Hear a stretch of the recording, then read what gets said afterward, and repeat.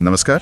Ukraine रूस युद्ध को लेकर एक अजीब सी शांति छाई हुई थी। ऐसा लग रहा था कि ये लड़ाई बस चलती ही रहेगी, लेकिन अब अचानक डिप्लोमेसी के गलियारों में एक तूफान सा आ गया है। हाँ, एक ऐसा तूफान जिसकी उम्मीद शायद किसी को नहीं थी। हम बात कर रहे हैं अमेरिका की तरफ से आए एक नए शांति प्रस्ताव की। अच्छा। इसके पीछे सेनेटर मार्को रूबियो और खास दूत स्टीव विटकॉफ जैसे बड़े नाम हैं। सारा मामला शुरू हुआ 30 नवंबर 2025 को, जब फ्लोरिडा के हेलेंडेल बीच में अमेरिकी और यूक्रेनी अधिकारी एक मीटिंग के लिए मिले। और उस मीटिंग के सेंटर में यही पीस प्लान था। बिल्कुल। तो आज हम इसी उलझी हुई कहानी को सुलझाने की कोशिश करेंगे।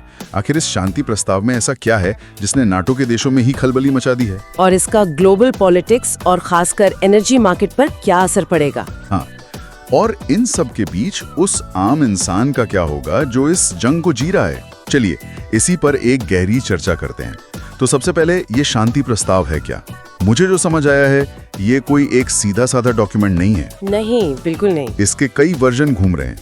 एक अमेरिका का 28 पॉइंट का ओरिजिनल प्लान, फिर एक 19 पॉइंट का बदला हुआ प्लान, और तो और यूरोप ने भी अपना एक जवाबी प्रस्ताव तैयार कर लिया है। हाँ। ये तो शुरुआत में ही दिखाता है कि पश्चिमी देशों में इसे लेकर कितना मतभेद है। बिल्कुल, ये मतभेद ही कहानी का सबसे दिलचस्प हिस्सा है। और जब आप इन प्रस्तावों की शर्तों को देखती हैं, तो समझ आता है कि ये झगड़ा क्यों है। सबसे विवादास्पद मुद्दा है जमीन का। ओरिजिनल अमेरिकी प्लान में साफ साफ कहा गया था कि यूक्रेन को डॉनबैस के उन शहरों से भी पीछे हटना होगा जो अभी तक उसके कंट्रोल में है। एक मिनट, इसका मतलब तो ये हुआ कि डोनेट्स्क, क्रीमिया और लुहांस्क पर रूस के कब्जे को दुनिया एक तरह से मान लेगी। हाँ, ये तो सीधे सीधे हमलावर को इनाम देने जैसा हुआ। यही यूक्रेन की सबसे बड़ी चिंता है। ये शांति के बदले जमीन वाले बात है, और यूक्रेन के लिए ये कीमत बहुत बहुत ज्यादा है। लेकिन बात यहीं खत्म नहीं होती। एक और शर्त है जो कानूनी और राजनीतिक तौर पर एक बहुत बड़ी दीवार खड़ी कर देती है। वो है नाटो पर प्रतिबंध। हाँ, मैंने इसके बारे में पढ़ा। प्रस्ताव में है कि यूक्रेन को अपना संविधान बदलना होगा ताकि वो कभी भी नाटो में शामिल ना हो सके। ये तो लगभग नामुमकिन लगता है ना? नामुमकिन से भी ज्यादा। पहली बात, ये यूक्रेन के मौजूदा कानून के सीधे खिलाफ है, जिसमें देश के यूरो अटलांटिक रास्ते की अपरिवर्तनीयता की गारंटी दी गई है। मतलब नाटो और यूरोपियन यूनियन की तरफ बढ़ना उनके संविधान का हिस्सा है। जी। और दूसरी जो सबसे बड़ी कानूनी अड़चन है, वो ये कि मार्शल लॉ के दौरान यूक्रेन का संविधान किसी भी तरह के बदलाव की इजाजत नहीं देता। अच्छा। तो जब तक जंग जारी है, वो संविधान बदल ही नहीं सकते। ये तो एक ऐसा जाल है जिससे निकलना मुश्किल है।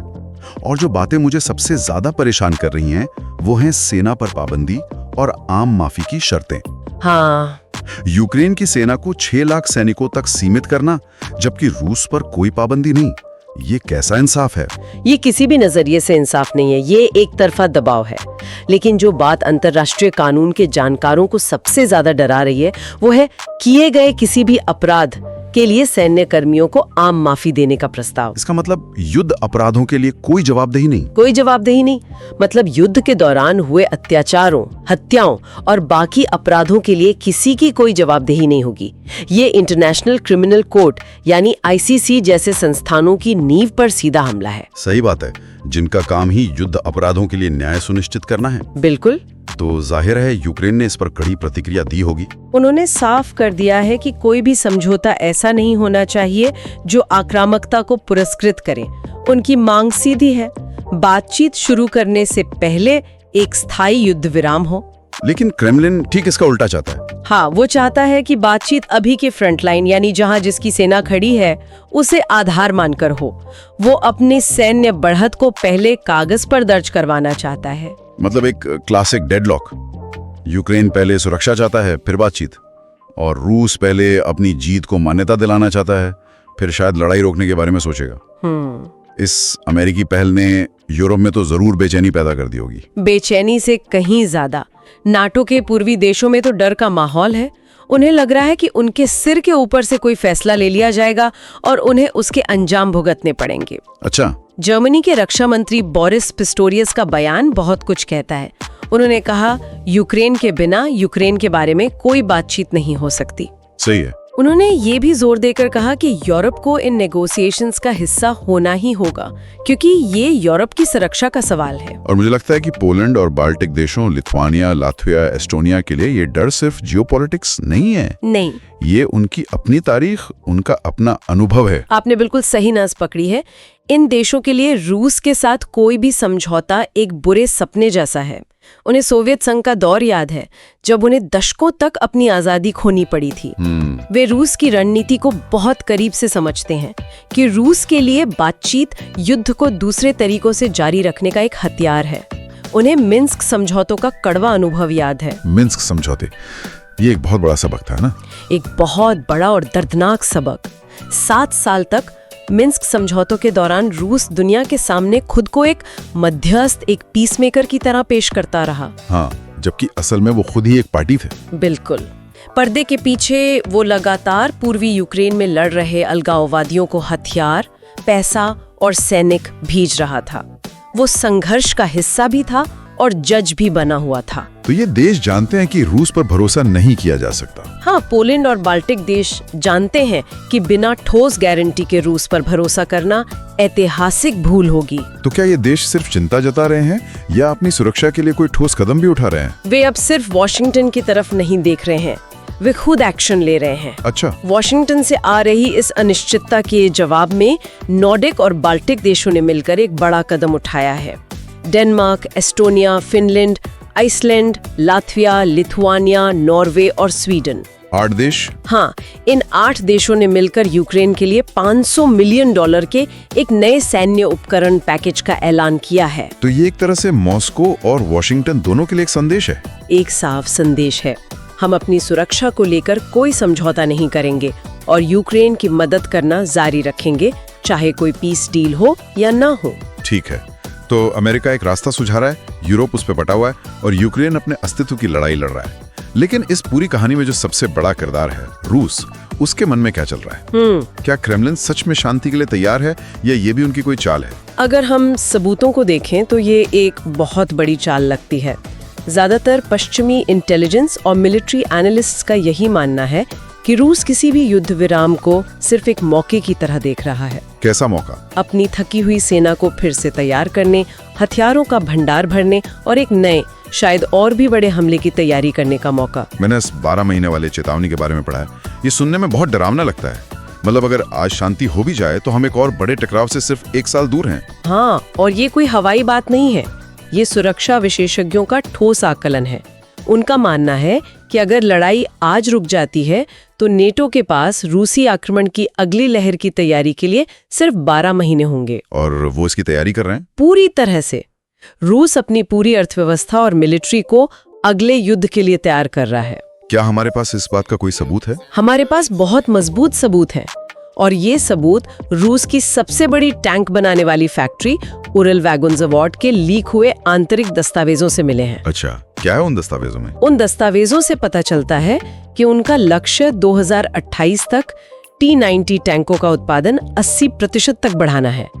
अब आप ही सोचिए, जो देश स्थायी शांति चाहता है, क्या वो इतनी बड़ी तादाद में टैंक बनाने की योजना बनाएगा? नहीं, बिल्कुल नहीं। Institute for the study of war यानी ISW का साफ कहना है कि ये आंकड़े दिखाते हैं कि रूस का इरादा यूक्रेन के बाद नेटो के लिए एक लंबा खतरा बनने का है। तो एक तरफ शांति की बातें हो रही हैं और दूसरी तरफ पर्दे के पीछे हथियारों का उत्पादन बढ़ाया जा रहा है। बिल्कुल।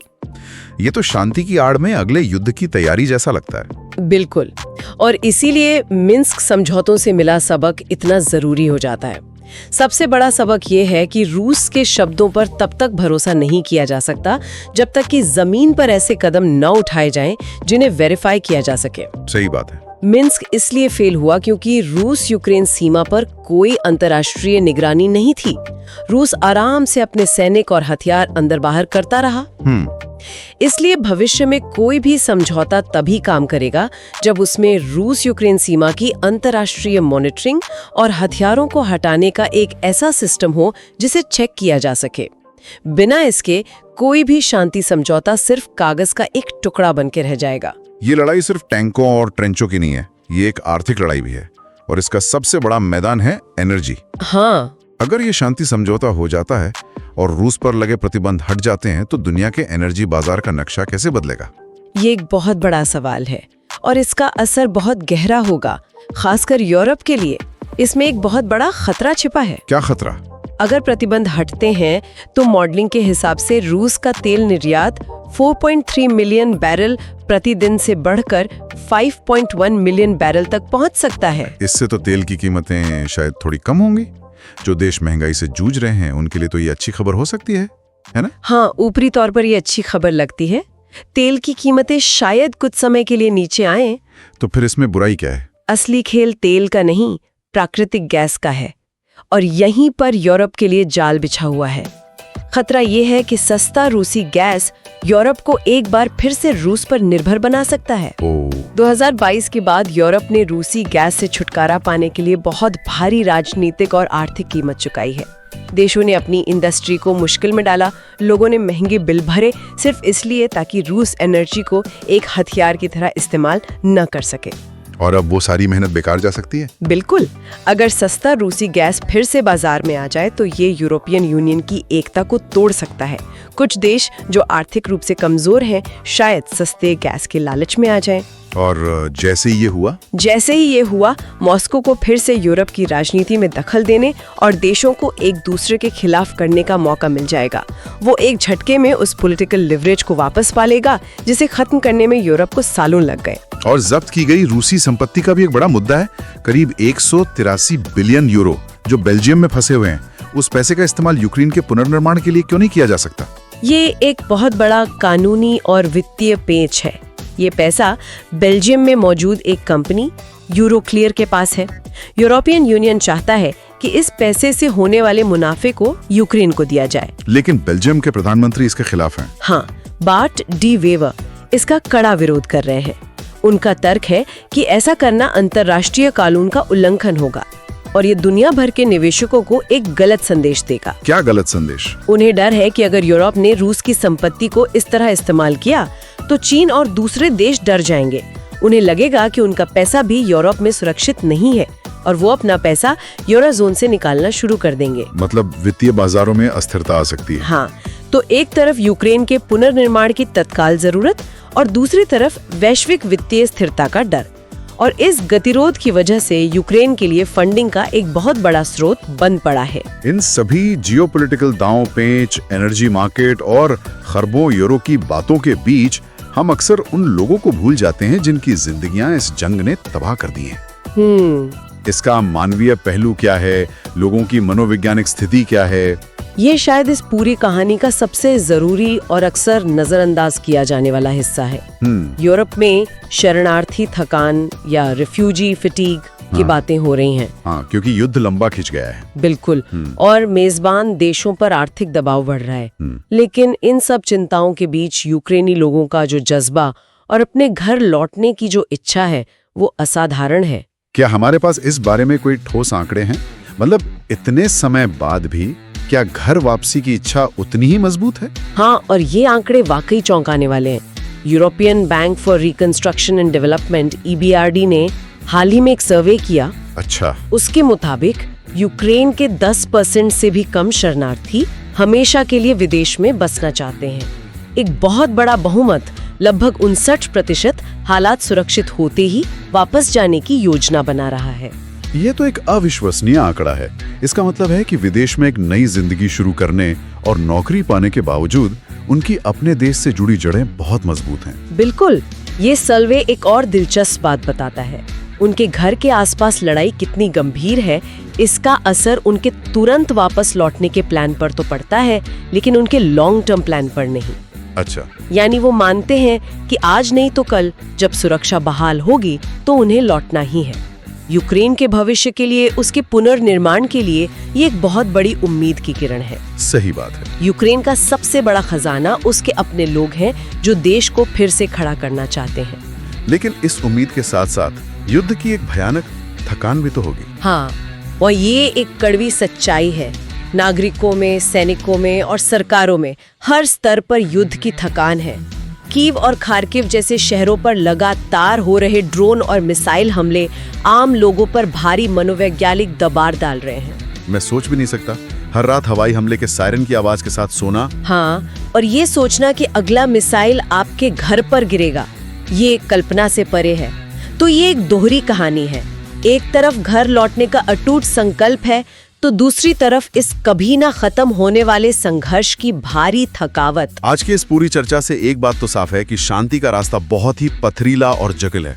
एक तरफ लड़ाई को तुरंत रोकने का दबाव है, तो दूसरी तरफ एक ऐसे खराब समझौते का खतरा है जो भविष्य में किसी और बड़े संघर्ष का बीज बो सकता है। और शायद सबसे बड़ी चुनौती रूस से नहीं बल्कि पश्चिमी देशों के अपने अंदर है। बिल्कुल, वे रूस के खिलाफ एकजुट तो हैं, लेकिन शांति कैसी होनी चाहिए इस पर बुरी तरह बटे हुए हैं। अमेरिका शायद एक जल्दी समाधान चाहता है ताकि वो दुनिया के दूसरे हिस्सों पर ध्यान दे सके। वहीं यूरोप, खासकर पूर्वी यूरोप, एक ऐसी शांति से डरता है जो रूस को और मजबूत बना दे और उन्हें हमेशा के लिए खतरे में डाल दे। और यहीं पर हमारे श्रोताओं के लिए एक बड़ा सवाल खड़ा होता है, क्या असली खतरा एक बुरा शांति समझौता है या असली खतरा ये है कि शांति स्थापित करने की कोशिश कर रहे सहयोगी देश खुद इस बात पर सहमत नहीं हो पा रहे हैं कि जीत या स्थिरता का असल में मतलब क्या है।